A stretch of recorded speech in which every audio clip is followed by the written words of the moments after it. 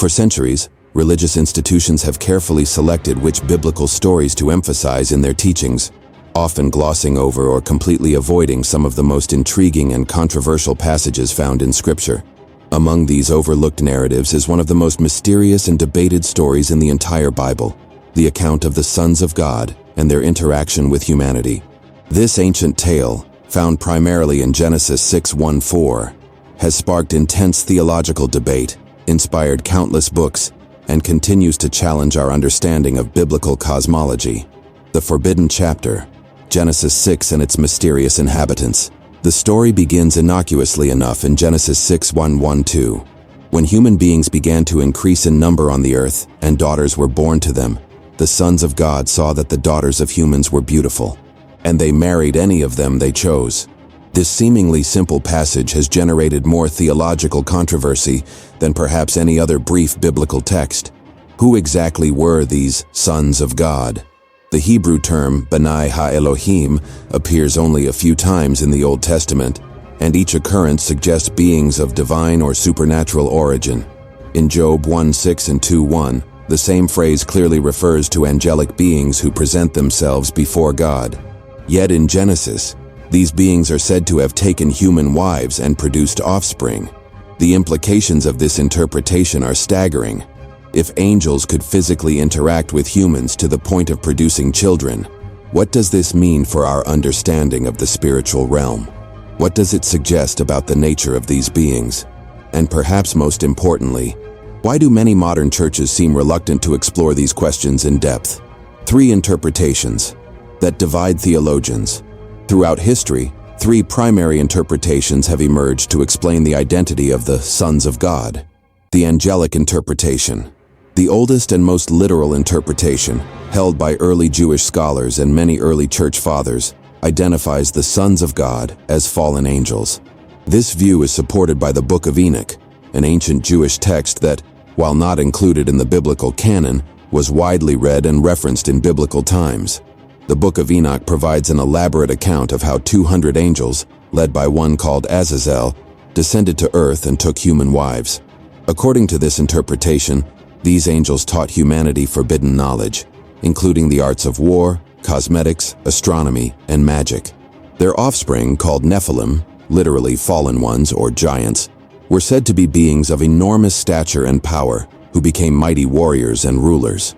This interpretation explains why God decided to destroy the world through the flood, not just because of human wickedness, but because of this contamination of the human bloodline with angelic DNA. The Sethite interpretation, a more conservative interpretation, favored by many modern churches, suggests that the sons of God were the godly descendants of Seth, Adam's third son, while the daughters of men were the ungodly descendants of Cain. This interpretation sees the story as describing the corruption that occurred when the righteous lineage of Seth intermarried with the wicked lineage of Cain. While this interpretation avoids the supernatural implications of the angelic view, it raises its own questions. Why would the union of 2 human lineages produce giants? Why would such marriages be considered so egregious as to warrant divine judgment? And why does the text specifically use the phrase sons of God, rather than simply sons of Seth? The royal interpretation. A third interpretation suggests that the sons of God were powerful human rulers or kings who, in ancient Near Eastern culture, were often considered divine or semi-divine. These rulers supposedly abused their power by taking multiple wives from among their subjects, leading to social corruption and injustice. While this interpretation makes the story more palatable to modern sensibilities, it struggles to explain the reference to giants and the unique Hebrew terminology used in the passage. The Nephilim, giants among men. Perhaps the most intriguing aspect of the Genesis 6 account is the mention of the Nephilim. Verse 4 states, "The Nephilim were on the earth in those days, and also afterward, when the sons of God went to the daughters of humans and had children by them. They were the heroes of old, men of renown." The word Nephilim comes from the Hebrew root naphal, meaning to fall. These beings are described as giants, and their presence on earth is directly connected to the union between the sons of God and human women. Interestingly, the text mentions that the Nephilim existed both before and after the flood, suggesting that this angelic human hybridization continued even after the Great Deluge. The Nephilim appear again in Numbers 13:33, when the Israelite spies scout the Promised Land. We saw the Nephilim there.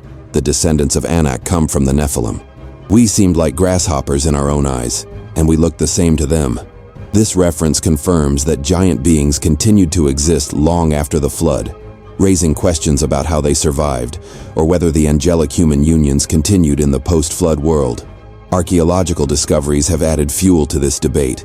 Ancient texts from various cultures around the world contain remarkably similar accounts of divine beings descending to Earth and interacting with humans.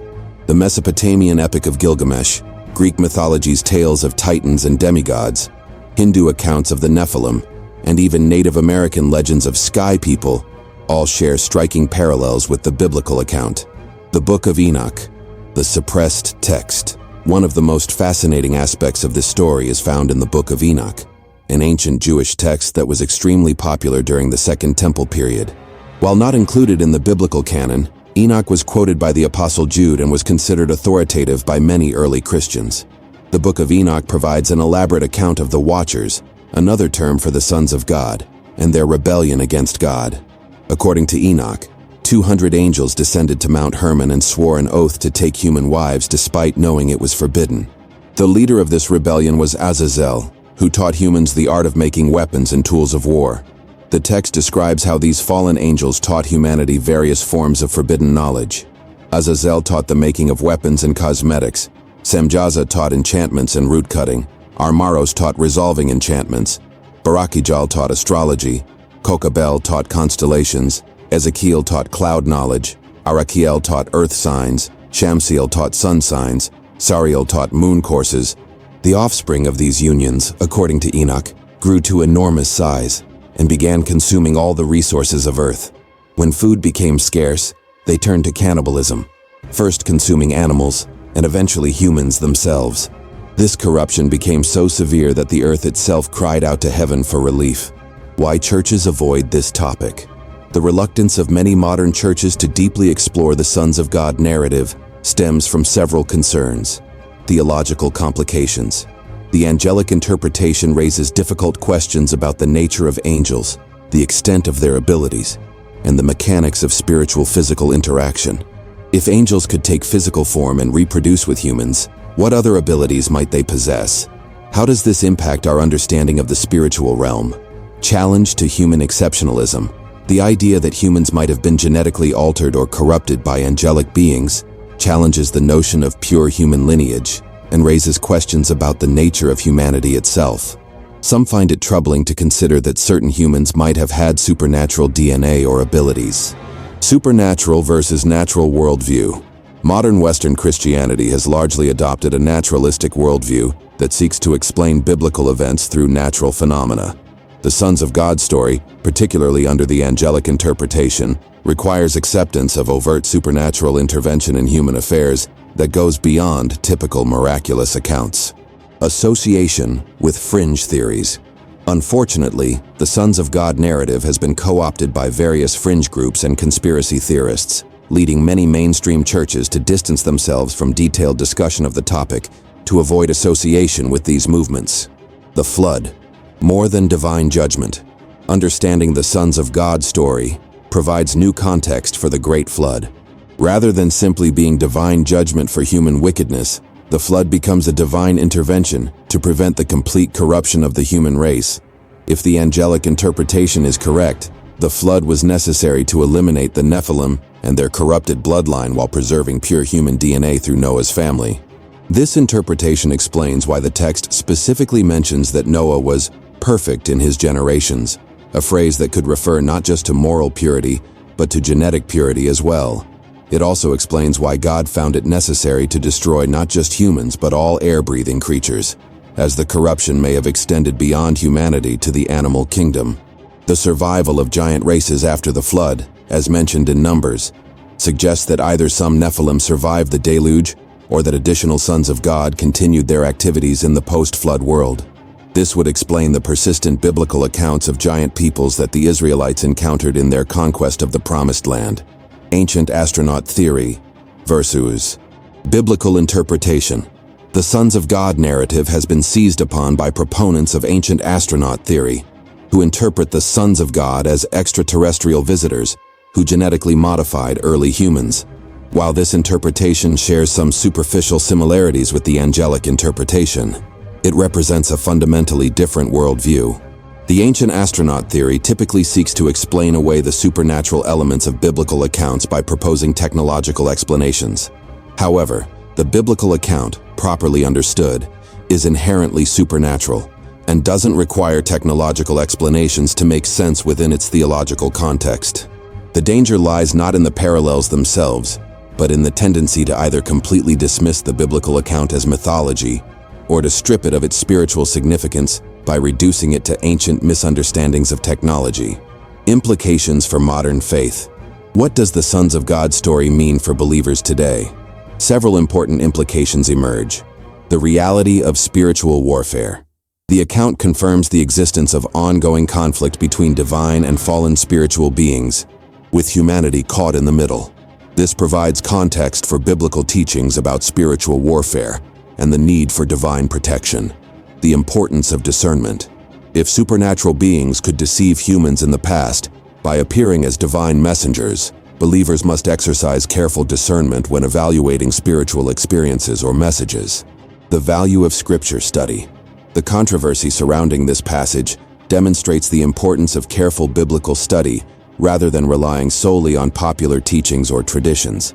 Some of the most important biblical truths may be found in the passages that are least frequently discussed. Historical context for prophecy. Understanding the Sons of God story provides important background for interpreting biblical prophecy, particularly passages that reference giants or supernatural beings in the end times. Archaeological and historical evidence. While direct archaeological evidence for the Nephilim remains elusive, several interesting discoveries have emerged that fuel continued debate.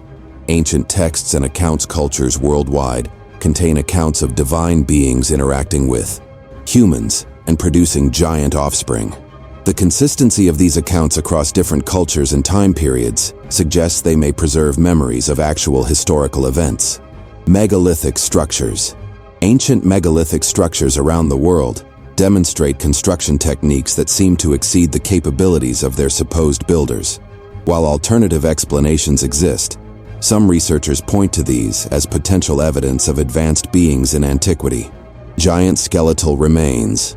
Reports of unusually large skeletal remains have persisted throughout history, though many lack proper documentation or have been lost. The few scientifically documented cases of gigantism typically involve medical conditions rather than indicating a separate giant race. Genetic anomalies. Modern genetic research has revealed various anomalies in human DNA that some interpret as evidence of ancient genetic manipulation, though mainstream science attributes these to natural evolutionary processes. The Watchers in later biblical books. The influence of the Sons of God story extends beyond Genesis into other biblical books. Daniel's vision. Daniel's visions include references to Watchers, supernatural beings who observe and judge human affairs. These references suggest continued awareness of the Watcher tradition in later biblical periods. Jude's epistle. The Apostle Jude directly quotes from the Book of Enoch and references angels who did not keep their positions of authority but abandoned their proper dwelling. This suggests New Testament awareness and acceptance of the angelic interpretation. 2 Peter's warning. Peter's second epistle mentions angels who sinned and were cast into hell, awaiting judgment. This likely references the same rebellious angels described in Genesis 6. Revelation's prophecies. The book of Revelation contains imagery that echoes themes from the Sons of God story, including references to fallen angels and supernatural corruption of humanity. Theological significance and modern relevance. The Sons of God account, regardless of which interpretation one favors, carries significant theological weight. It addresses fundamental questions about the nature of good and evil, the extent of spiritual beings' influence on human affairs, and God's methods of dealing with cosmic rebellion. For modern believers, the story serves as a reminder that our world is part of a larger spiritual reality involving beings and conflicts beyond human understanding. It challenges us to take seriously the biblical worldview that sees human history as unfolding within a cosmic drama involving spiritual forces. The reluctance of some religious institutions to engage with this material may stem from legitimate pastoral concerns about protecting believers from confusion or false teachings. However, this protective approach may inadvertently leave believers unprepared to grapple with these important biblical themes when they encounter them. Conclusion: embracing the mystery. The Sons of God story represents one of the most intriguing mysteries in biblical literature. Whether we interpret these beings as angels, descendants of Seth, or human rulers, the account challenges us to wrestle with difficult questions about the nature of reality, the extent of supernatural influence in human affairs, and God's methods of dealing with cosmic rebellion. Rather than avoiding these challenging passages, modern believers would benefit from careful study and thoughtful engagement with the various interpretations. The story reminds us that our faith encompasses mysteries that may not fit neatly into modern worldviews or comfortable theological categories. The secret that some churches seem reluctant to explore may not be a conspiracy to hide truth, but rather a pastoral caution about engaging with difficult material. However, mature faith can handle difficult questions and mysterious passages. Indeed, wrestling with these challenging texts may deepen rather than weaken our faith by expanding our understanding of the cosmic scope of God's redemptive work. The Sons of God story ultimately points us toward the reality that we live in a universe where spiritual and physical realms intersect, where supernatural beings influence human affairs, and where God remains sovereign over all cosmic rebellions. Whether these beings were angels, humans, or something else entirely, their story reminds us that our faith addresses the deepest mysteries of existence and calls us to trust in God's ultimate victory over all forms of corruption and evil. As we continue to study and discuss these ancient accounts, we must do so with humility, recognizing that some biblical mysteries may not be fully resolved until we see face to face. In the meantime, the Sons of God story serves as a fascinating window into the complex spiritual realities that the biblical authors understood to be operating behind the scenes of human history.